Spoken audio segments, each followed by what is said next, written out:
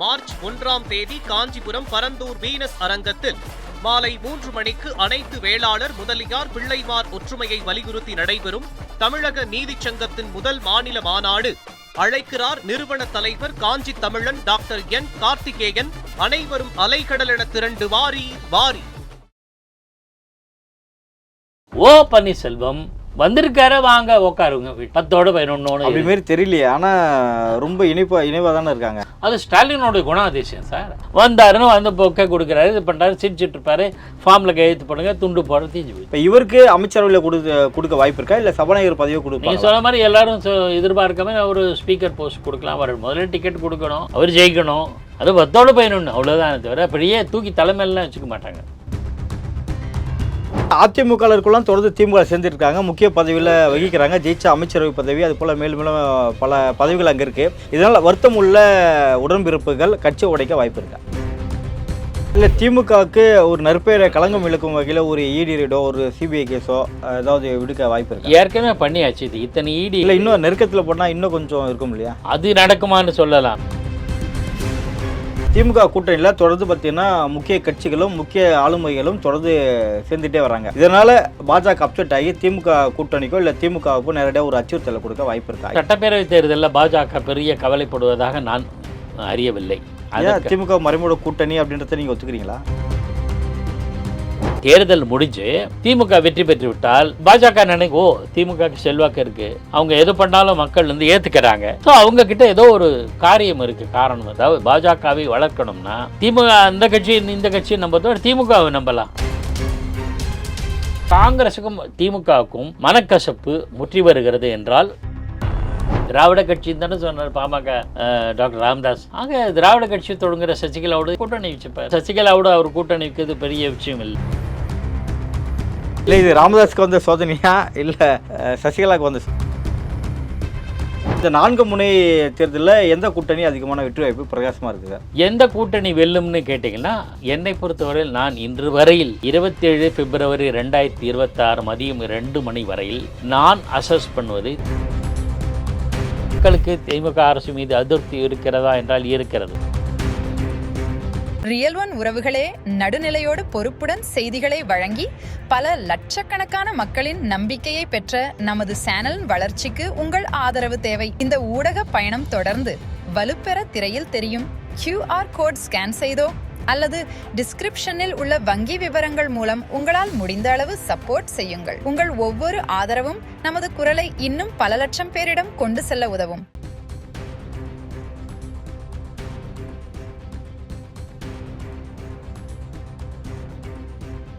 ஓ பன்னீர்செல்வத்தை திமுக சேர்த்தது மூலமா ஸ்டாலின் அதிமுக என்ன மாதிரியான சவாலை கொடுக்க முடியும்? அவர் மொத்தம் வெற்றி பெற்றது மூலமாக சபாநாயகர் பதவியை கொடுத்து அதிமுகவை பழி வாங்குறதுக்கான நகர்வுகள்லாம் நடக்குது அப்படின்ற மாதிரி தகவலாம் வந்துட்டு இருக்கு. இது உண்மையா?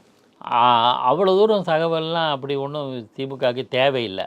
அது ஒன்று திராவிட முன்னேற்ற கழகத்தினுடைய அரசியல் பயணத்தினுடைய நீண்ட பயணம் கொண்ட அனுபவமிக்க திமுகவும் திமுக தலைமையும் அவங்களுக்கு இதெல்லாம் அல்பத்தனமான விஷயங்கள் தேவையில்லை. நம்பர் 1.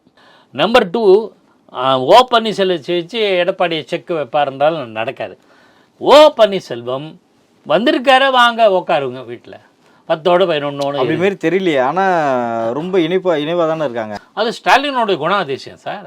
சாதாரணமான நபர்கள் வரும்போது வரவேற்கிறதும் இவர் வந்து அப்போ கட்டி அணைத்து வரவேற்பதும் ஒரு வித்தியாசங்கள் இருக்கு. இல்லை, ஒரு துளி வித்தியாசம் நான் பார்க்கவில்லை.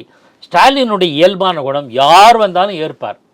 அவரை கடுமையாக சாடியவரை கூட ஏன் எச் ராஜாவை போய் பார்த்தாரு? ஏன் பார்த்தாரு? எச் ராஜா பாஜக தலைவர் ஸ்டாலினை திட்டாத நாளே ஒரு அரசியல் நாகரிகம். அந்த அரசியல் நாகம் மிக்கவர் சார். ஓ பன்னீர்செல்வம் சார் உங்கள் கட்சியில் சேர்றேன் அப்படின்னு ஒரு ஃபோன் போட்டவ அங்கேருந்து தான் சொல்லியிருப்பார். வந்தாருன்னு வந்து பொக்கை கொடுக்குறாரு, இது பண்ணுறாரு, சிரிச்சுட்டு இருப்பாரு, ஃபார்மில் கையெழுத்து பண்ணுங்க, துண்டு போட தீஞ்சு போய். இதெல்லாம் மு.க. ஸ்டாலினுடைய பண்பையும் பரந்த தன்மையும் காட்டுகிறது. இதையே தொடர்ந்து கடைப்பிடிப்பார். ஓ பன்னீர்செல்வம் ஏதாவது ஒரு டிக்கெட்டு ஏதோ தேர்தலில் போட்டிக்கிறதுக்கு ஒரு டிக்கெட் கொடுப்பார். அவர் ஏதாவது ஒரு பதவி கொடுப்பார். பெரிய பதவியெல்லாம் ஒன்றும் தரமாட்டார். 3 முறை முன்னாள் முதலமைச்சர், 3 முறை முதலமைச்சராக இருந்தவரும் தூக்கி வாங்க நீங்கள் தான் அடுத்த சிஎம் அப்படின்னு சொல்லுவாங்க. மாட்டாங்க. நான் கூட சொல்ல மாட்டேன். நான் சிஎம் இருந்தால் கூட சொல்ல மாட்டேன். ஏன்னா அந்த தகுதி அவருக்கு தகுதியை அவர் வளர்த்துக் கொள்ளவே நான் தகுதி இல்லை என்று சபாநாயகர் பதவி ஏதாவது கொடுக்க வாய்ப்பு இருக்கா? ஏன்னா நிறைய அமைச்சர் பதிலாக திமுக வட்டாரத்துல அதிமுக போனவங்க தான் இருக்காங்க. அதுவே திமுக ரொம்ப காலமா இருக்கவங்க ஒரு வருத்தங்கள் எல்லாமே தொடர்ந்து இருந்துட்டா இருக்கு. இப்ப இவருக்கு அமைச்சரவையில் கொடுக்க வாய்ப்பு இருக்கா, இல்ல சபாநாயகர் பதவியை கொடுக்க? நீங்க சொன்ன மாதிரி எல்லாரும் எதிர்பார்க்காம ஒரு ஸ்பீக்கர் போஸ்ட் கொடுக்கலாம். அவர் முதல்ல டிக்கெட் கொடுக்கணும், அவர் ஜெயிக்கணும், அது வத்தோடு பயணம், அவ்வளவுதான். தவிர அப்படியே தூக்கி தலைமையெல்லாம் வச்சுக்க மாட்டாங்க, முடியாது. எடப்பாடி பழனிசாமி ஆட்சியில் துணை முதலமைச்சராக இருந்தவர் நாளைக்கு உதயநிதி கொஞ்சம் ஒதுங்கிப்பா ஓபிஎஸ் டெப்டி சிஎம் ஆக்குறேன் சொல்லுவாரா? நடக்காது. அதெல்லாம் முன்னாள் முதலமைச்சர் முன்னாள் துணை முதலமைச்சர் இங்கே இருக்க அதெல்லாம் நடக்காது. ஃபினான்ஸ் மினிஸ்டராக இருந்தார், ஆனால் நிதி அமைச்சராக்குறோம், அதெல்லாம் ஒன்று கிடையாது. சும்மா இதை ஒரு போஸ்ட் வந்து அதிமுகலாம் தொடர்ந்து திமுக சேர்ந்துருக்காங்க, முக்கிய பதவியில் வகிக்கிறாங்க, ஜெயிச்ச அமைச்சரவை பதவி, அது போல மேலும் மேலும் பல பதவிகள் அங்கே இருக்கு. இதனால வருத்தம் உள்ள உடன்பிறப்புகள் கட்சி உடைக்க வாய்ப்பு இருக்கா? இல்லை, அதெல்லாம் ஒன்றும் நடக்காது. இந்த தேர்தலில் முன்னிட்டு இல்லையா? திமுக டிக்கெட் கொடுக்காத எம்எல்ஏக்கள் மாவட்ட செயலாளர்கள் ஏதாவது இது போல காரியத்தில் ஏதோ 1-2 பேர் போனாங்கன்னு சொன்ன உடனே திமுக பிளந்த எப்படி பன்னீர்செல்வம் கட்சி விட்டு போன உடனே அண்ணா திமுக 2ஆக புடைந்தது, எப்படி அது சொல்றது எவ்வளோ ஹம்பக்கோ, எப்படி அது ஒரு நகைச்சுவையோ, அது மாதிரி திமுகவில் இருந்து ஒருத்தர் 2 பேர் வெளில போயிட்டாங்கன்னு வச்சுக்கோங்களேன், உடனே பெருசு. நான் கட்சி ரீதியில் திமுகவை இந்த well organised party sir, structured party, அதெல்லாம் உண்டு. நம்ம அவங்களுடைய அரசியலை விமர்சிக்கிறோம், ஆட்சித்திறனை விமர்சிக்கிறோம், அவர்கள் மீது ஊழல் புகார்கள் யதார்த்தமாக இருக்கிறது சொல்ல. இதே நிலைமை தான் எடப்பாடி பழனிசாமியிடமும் இருக்கிறது. அதிமுக கழகத்தை எப்படி ஜெயலலிதா அம்மையார் கட்டி காத்தாரோ அதே மாதிரி எடப்பாடி பழனிசாமி நடத்துகிறார், மாற்றுக்கிறதே கிடையாது. ஒரு கட்சியை எப்படி நடத்தணுமோ அந்த மாதிரி அவரும் நடத்துகிறார், எந்த புகாரும் சொல்ல முடியாது. எடப்பாடி உழைக்கிறார் சார். ஜூலை மாதத்து சென்ற ஆண்டு ஜூலையிலேருந்து இன்று வரையில் தொடர்ந்து பொதுக்கூட்டங்களை சந்திக்கிறார், மக்களை சந்திக்கிறார். எலெக்ஷன் ரிசல்ட் 2026 தெரியும் போது தான் தெரியும் அந்த உழைப்புக்கு என்ன. உடனே எந்த வெற்றியும் வராது. விதையே 10 தோல்விக்கு பிறகுமா? கலைஞர் கருணாநிதி 15 தோல்விகளை பெற்றார் தெரியுமில்ல, 15 தோல்விகளுக்கு மேலே. இன்றும் அவர் மறக்கப்படலை, ஏனென்றால் மிகச்சிறந்த ஆளுமை. ஏன் மு.க. ஸ்டாலின் அவர்கள் கூட முதல் தேர்தல் 1984 தோல்வி அடைந்தார் 1000 விளக்கு தொகுதியில். அதனால் அவருக்கு குறைன்னு சொல்ல முடியாது சார். அது வேறு, 10 தோல்வியில் 15 தோல்வி, 20 தோல்வி, 200 தோல்வி என்ன? இந்த நாட்டில் தான் தோல்வி அடைந்தவர்கள் வெற்றி பெற்றதை பற்றி பேசுகிறோம். இந்த நாட்டில் உலகத்திலே ஆப்ரகாம் லிங்கன் உட்பட எடப்பாடி பழனிசாமி தன் கட்சியை எப்படி உடைத்து வளர்க்க வேண்டுமோ அதை செய்கிறார். ஸ்டாலினும் அதை செய்கிறார். சரியான ஆளுமையாகத்தான் 2 பேரும் ஈக்குவலாக தான் நான் பார்க்குறேன். உங்கள் பிசினஸ் இன்னும் அதிக மக்களை சென்றடைய வேண்டுமா? இன்றைய டிஜிட்டல் உலகில் சரியான ப்ரமோஷன் தான் வெற்றியின் முதல் படி. தமிழகம் முழுவதும் பல லட்சக்கணக்கான பார்வையாளர்களை தினமும் சென்றடையும் ரியல் ஒன் யூடியூப் சேனல்களில் உங்கள் பிசினஸ் இனி எல்லோரும் அறியட்டும். குறைந்த செலவில் அதிக ரீச். உங்கள் பிராண்டுக்கு நம்பிக்கையும் வளர்ச்சியும் சேர்க்க இன்றைய எங்களை தொடர்பு கொள்ளுங்கள். 9280087164. திமுக கூட்டணியில் தொடர்ந்து பார்த்தீங்கன்னா முக்கிய கட்சிகளும் முக்கிய ஆளுமைகளும் தொடர்ந்து சேர்ந்துட்டே வராங்க. இதனால் பாஜக அப்செட் ஆகி திமுக கூட்டணிக்கோ இல்லை திமுகவுக்கோ நேரடியாக ஒரு அச்சுறுத்தலை கொடுக்க வாய்ப்பு இருக்கா இந்த தேர்தல் நெருக்கத்தில்? சட்டப்பேரவை தேர்தலில் பாஜக பெரிய கவலைப்படுவதாக நான் அறியவில்லை. திமுக மறைமுக கூட்டணி அப்படின்றத நீங்கள் ஒத்துக்கிறீங்களா? அரசியலில் எதுவும் நடக்கலாம்.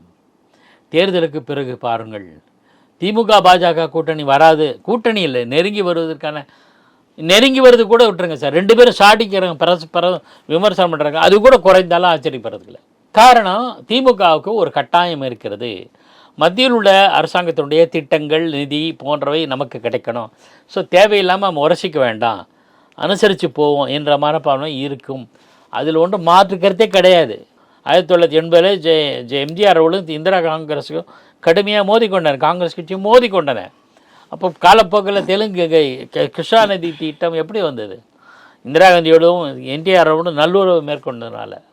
கர்நாடகத்திலேருந்து தண்ணீர் கொண்டு வந்தார் எம்ஜிஆர். எப்படி அங்கே ஆண்ட குண்டுராவ் காங்கிரஸ் கட்சியை சேர்ந்தது. ஸோ அவருக்கு தெரியும் யதார்த்த நிலவை. இந்த யதார்த்த பாதை மு.க. ஸ்டாலினுக்கும் தெரியும்.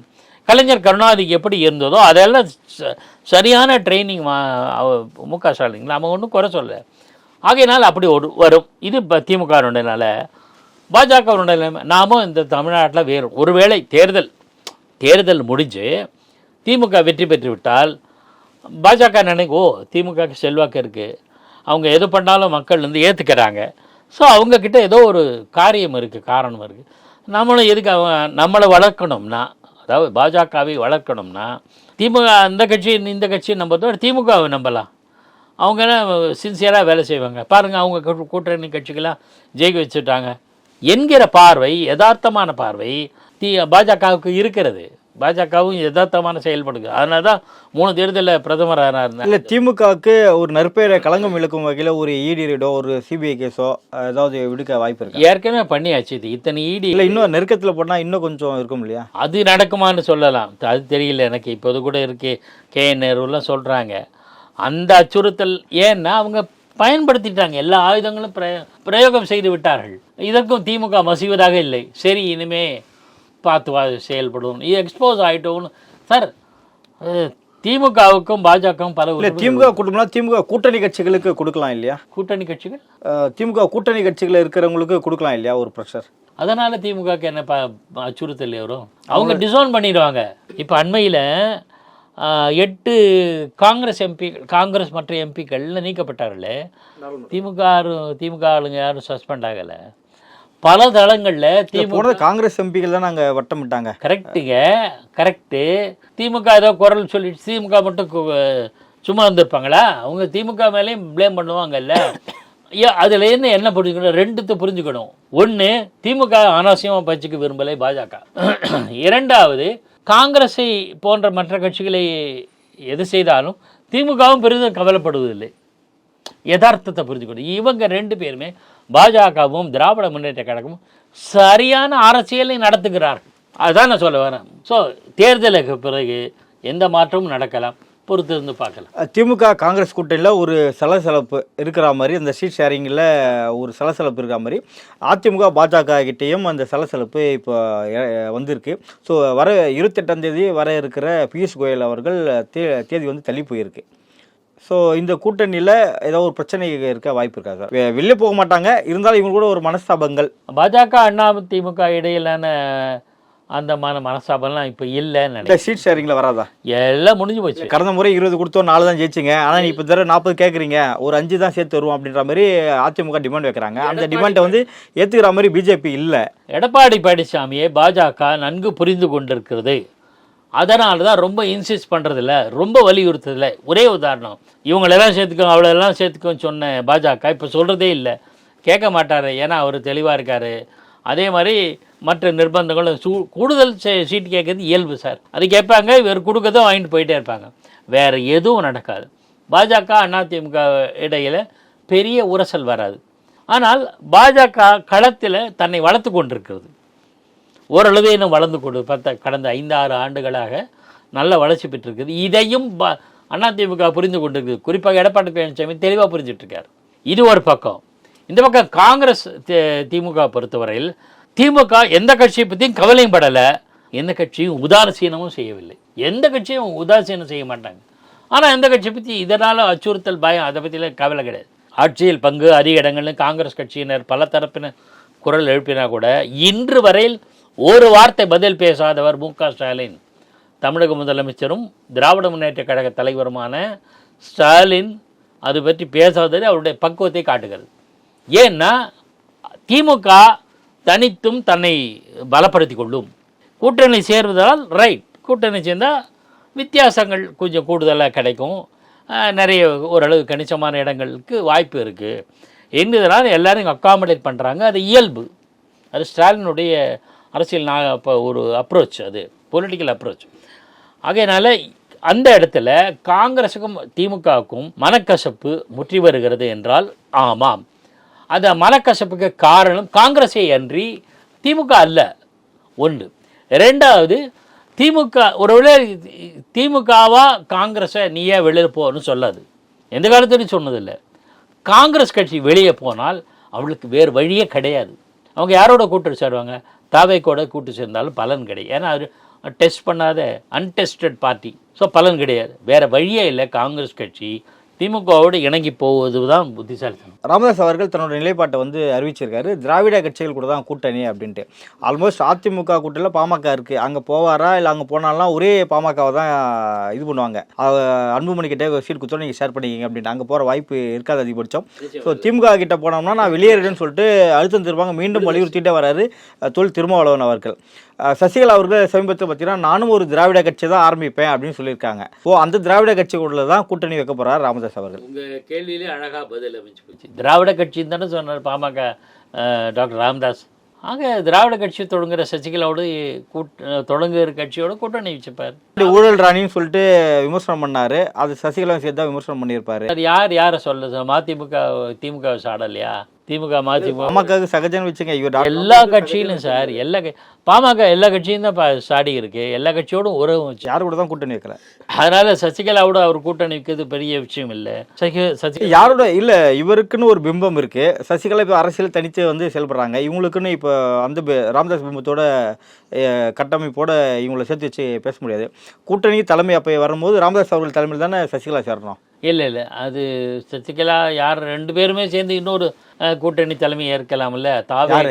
தாவேகா கட்சியோட சேர்ந்து. இது ராமதாஸ்க்கு வந்த சோதனையா இல்ல சசிகலாவுக்கு வந்த சோதனை நமக்கு தெரியாது சார். அது தாவேகாவுக்கு ஏற்பட்ட சோதனை கூட தெரியாது. ஆனா இல்ல அவருக்கு பெருமை தானே, பெரிய ஆளுமைகள் ஏன் கீழே தான் இருக்காங்கன்ட்டு அவருக்கு ஒரு ஆளுமை தான். ஏற்கனவே பண்ருட்டி ராமச்சந்திரன் ஆரம்பிச்ச எம்ஜிஆர் அதிமுக ஆதரவு சொல்லியிருக்கு. இவங்க போனான்னா அவரும் அவங்க போய் ஒரு டிக்கெட் போட்டுருவாரு. அவ்வளவுதான். அவர் தன் தலைமையில் ஒரு கூட்டணி விஜய் சொல்லிக்கிறதுக்கு ஒரு வாய்ப்பு இருக்குல்ல. ஆனால் பெரிய கட்சி யாரையும் சொல்லிக்க முடியாது. பெரிய கட்சிகளில் பெரிய தலைவர் இல்ல, 3 பேருமே பெரிய ஆட்கள் தானே. ராமதாஸ் என்ன பெரிய ஆட்கள் சொல்லிக்கலாம். ராமதாஸ் அவர்கள் இப்போ பலம் இருந்தவராக தான் இருக்காரு. இல்ல சசிகலா ஏற்கனவே வலிமையான தலைவராக தான் இருந்தவர். இப்ப ராமதாஸ் அவர்கள் இருந்திருக்காரு, பண்ருட்டியார் இருந்திருக்காரு. ஸோ பெரிய தலைவர்கள் இங்க கூட இருக்காங்கன்ற தெம்பு தாவேகாக்கு வரும். ஏன் ராமதாஸ் அவர்களுக்கு ஏன் திமுக இடம் இல்லை சார்? அதான் நீங்க சொன்னதுதான் விடுதலை சிறுத்தைகள் இல்ல லாஸ்ட் மினிட்ல கூட ஒரு காம்ப்ரமைஸ் வரமாட்டாரா? அது பிசிகே இல்ல பாமக ஒரு அங்கம் அங்க போயிடுச்சு. இவர் பாமக முழுமையா இல்ல தானே, ஒரு அளவுக்கு தானே இருக்கு. அதை கூட ஒரு அனுசரிச்சு எடுத்துக்கலாம்ல.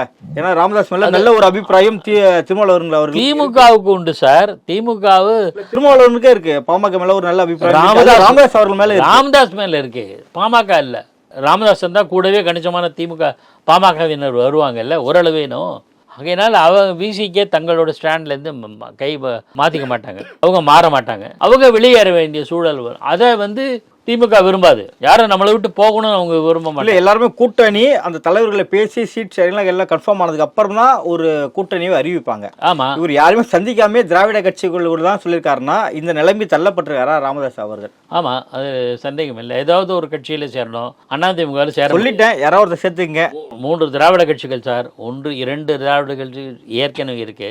எப்போ சொன்னார் இது திராவிட கட்சிகளோட கூட்டணின்றது தகவலை எப்போ சொன்னார்? நேற்று தான். முந்தா நாள் சசிகலா அம்மையார் தனி கட்சின்னு அறிவிச்சிருக்காங்க. நேற்று தான் அவர் சொல்லியிருக்காரு திராவிட கட்சி. இன்னும் சொல்ல போனால் கடந்த காலங்களில் டாக்டர் ராமதாஸ் 2 திராவிட கட்சிகளில் தொடர்பு கிடையாதுன்னு சொன்னவர் தான். 2 திராவிட கட்சிகளுக்கு மாற்றானவன் நானுன்னு சொன்னவரும் அவர் தான். அவரே ஏதோ ஒரு திராவிட கட்சின்னு சொன்னால் திராவிட கட்சியை தொடங்குகிற சசிகலாவோடு சேருவதற்கான வாய்ப்புகள் நிறைய இருக்குது. அதிமுகவோட சேர முடியாது. திமுகவோடு சேர்ந்து அவங்களுக்கு ஒரு செட்பேக் இருக்குது. விசிகே வெளியில் போயிடும். சரி, நம்மளால் எதுக்கு இவங்களுக்கு சங்கடம் அவங்களுக்கு சங்கடம், பேசாமல் நம்ம சசிகலாவோட சேர்ந்துக்கலாம் என்ற எதிர்பார்ப்புக்கு அது ஒன்றும் தப்பு கிடையாது. இந்த முடிவு அவர் எடுத்தாருன்னா அவர் கூட இருக்க அருள், ஜிகே மணி போன்றவர்களை சம்மதிப்பாங்களா? இல்லை அவங்களாம் திமுக பக்கம் ராமதாஸ் சொன்னால் அவங்க மீற மாட்டாங்க. இல்லை இவர் சொல்லிச்சு தான் ராமதாஸை கேட்குறதா அன்புமணி சொல்லிட்டு வர்றாரு அப்படின்னு அவரும் சொல்கிறாரு. அது அவரோட அபிப்பிராயம். என்னை பொறுத்தவரை பாமக ராமதாஸ் மீறி அவர்களெல்லாம் செயல்படுவார்கள்லாம் தெரியல. விசுவாசம்னு ஒன்று இருக்கே.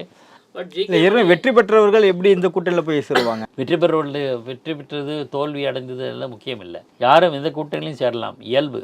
அந்த கூட்டணி நீங்கள் வாய்க்கிறது. நான் தான் அடுத்து சொல்கிறேனே, சசிகலா ராமதாஸ் தாவேகா அணியில் சேருவார்கள்.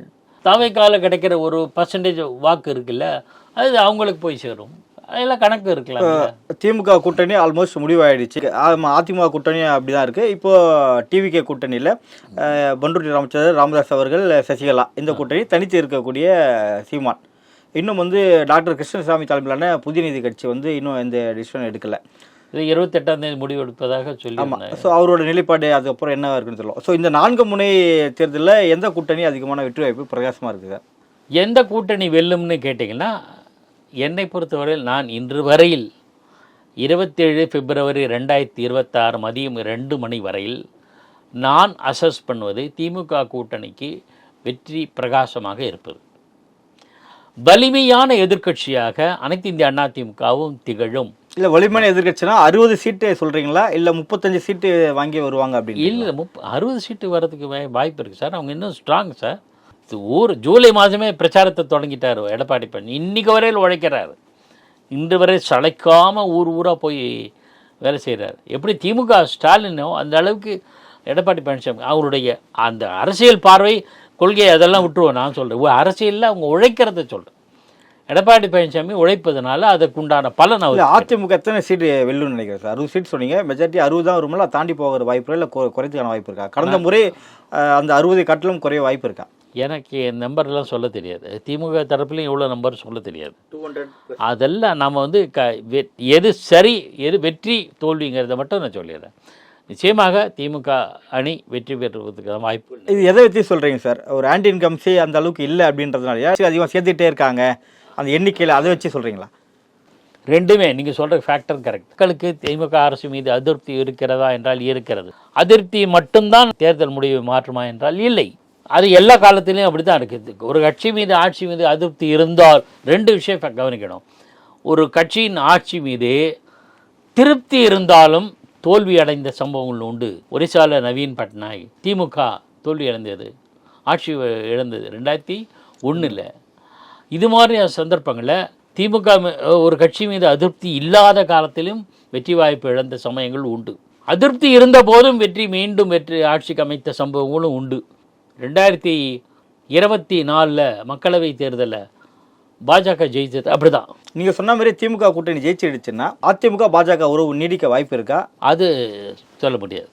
நான் ஏற்கனவே சொன்னது ஒரு யூகமாக யூகத்தின் அடிப்படையில் சொன்ன மாதிரி பாஜக மறுபரிசீலனை செய்யும் அப்படின்னு நான் நினைக்கிறேன். ஏன்னா இல்லை எப்படி அதிமுக கட்டி விடலாம் அப்படின்ட்டா எப்படி ஏதாவது வச்சு திமுக பக்கம் போயிடணும் அப்படின்னா ரெண்டும் உடனே நடக்காது, ஆனால் நடக்கும். நாடாளுமன்ற தேர்தல் வரைக்கும் வெயிட் பண்ணுவாங்க.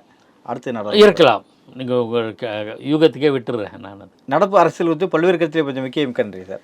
ரியல் ஒன் சேனலுக்கு என்ன நெஞ்சார்ந்த நன்றி. உங்கள் பிசினஸ் இன்னும் அதிக மக்களை சென்றடைய வேண்டுமா? இன்றைய டிஜிட்டல் உலகில் சரியான ப்ரமோஷன் தான் வெற்றியின் முதல் படி. தமிழகம் முழுவதும் பல லட்சக்கணக்கான பார்வையாளர்களை தினமும் சென்றடையும் ரியல் ஒன் யூடியூப் சேனல்களில் உங்கள் பிசினஸ் இனி எல்லோரும் அறியட்டும். குறைந்த செலவில் அதிக ரீச். உங்கள் பிராண்டுக்கு நம்பிக்கையும் வளர்ச்சியும் சேர்க்க இன்றே எங்களை தொடர்பு கொள்ளுங்கள். 928 00 87 164.